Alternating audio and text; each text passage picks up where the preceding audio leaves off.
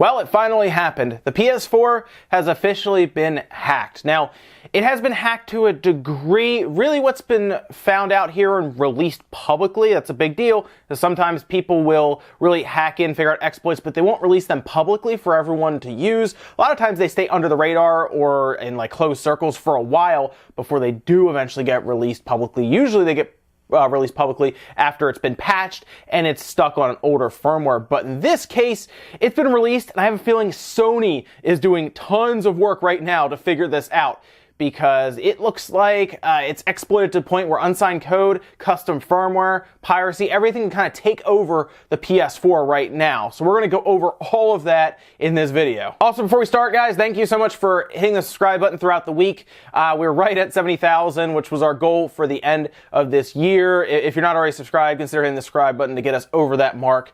But as usual, thank you guys. So just before the weekend, a hacker by the name of Spectre on Twitter, and then a Team Overflow, from what I've seen, kind of worked together on this to get it all off the ground. Now, Team Overflow was the group that actually loaded Linux on the PS4 back in 2015 and played around with it there, but they never really had a full exploit that was able to be used publicly. They really didn't want to have it released publicly because they knew it would be used for piracy, things like that. And believe it or not, the data miners and people here figuring out all the exploits, they're not really in it for piracy. They're more so in it to see homebrew and things like that and open up the platform for things other than just being a closed box that can just play the games that Sony sells to you. Now, of course, that's Sony's prerogative to keep it closed, so we'll see how fast they manage to patch this. So because the PS4 appears to be a modified version of the FreeBSD OS, and it does have WebKit, seems like they figured out pretty much a big security flaw, a big hole in that OS, and it lets them run unsigned code. Now, they have released it on GitHub. You can just download it, check out the exploit and everything, and kind of, I guess, work towards releasing code that will work to do things like custom firmware. Now, they specifically left out the instructions, the exploits, whatever, to load piracy, so like pirated games. They didn't really include that. It mostly is just an exploit that you can then take and do what you want with it. It seems that they did that to try to avoid Sony's legal teams that might come after them for the piracy. They have pretty much removed themselves from that. They didn't include any instructions on how to use it to do things like load homebrew or pirate software. They didn't create like a homebrew launcher or anything like that. They didn't even create custom firmware. This is specifically a way to get to that point. So they set it up for people who want to do that, but couldn't figure out a way to run unsigned code. And this is where things are going to start getting interesting now, because now that people who develop that stuff, hackers, homebrew developers, now have the ability to do this, the PS4, I think, is going to open up similar to what happened with the PS3,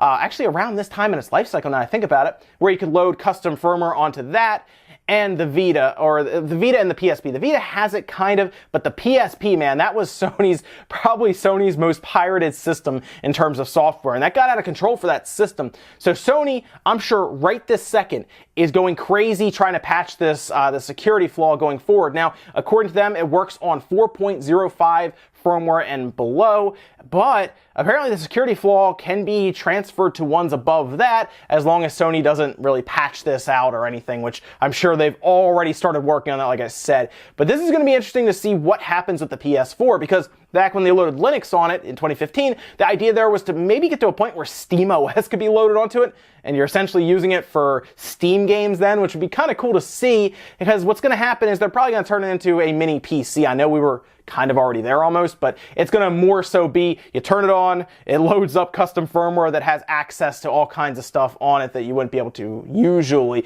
They also might go through things like overclocking the CPU or the GPU, or loading all kinds of PC programs on it. Like I said, the PS3, like we saw before, other OS that was removed let you load Linux on it. So it's kind of already set up to a degree, and I'm sure they could get Linux on the PS4 if they really want to and release it. But the big thing's going to be custom firmware, and yes, I'm sure piracy will be a big thing when they get that figured out, because you know people are going to be working on that like right now, like right away. But it's interesting to see that the PS4 has finally been hacked, but it took a while, didn't it?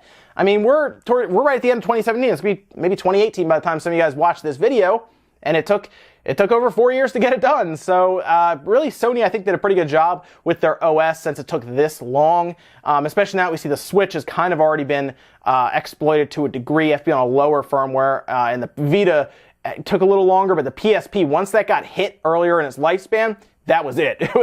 No one really bought games because you just download them and play them. And then, of course, all the emulators showed up, something the PS4 I'm sure will get as well. One thing I would personally like to see on the PS4 with all of the stuff going on, possibly with it being hacked and everything, PS2 backwards compatibility, because I can easily see that happening to the point where you put your PS2 disc in or your PS1 disc in, and then it plays. So that would be really cool. That would actually be something I would find very functional for a hacked or a modded PS4, and I hope that's something they tackle right away. PS3, I don't think so. I just don't think the PS4 is strong enough to get it to that point. I do think it's strong enough for PS2 games, and it's certainly strong enough for PS1 games through emulation. So let me know what you guys think about this. Do you think it's good that it's finally been hacked, opened up? I do think we're getting towards the end of the PS4's lifespan. I know it keeps selling, but I think Sony is slowly winding it down to the point where they're going to start looking. I'm sure they've already developed it or working on it, the next successor in 2 or 3 years, because by the time any of this stuff comes out, guys, we're talking like a year or so. By then, there is a chance we start talking about the PS5. But let me know what you guys think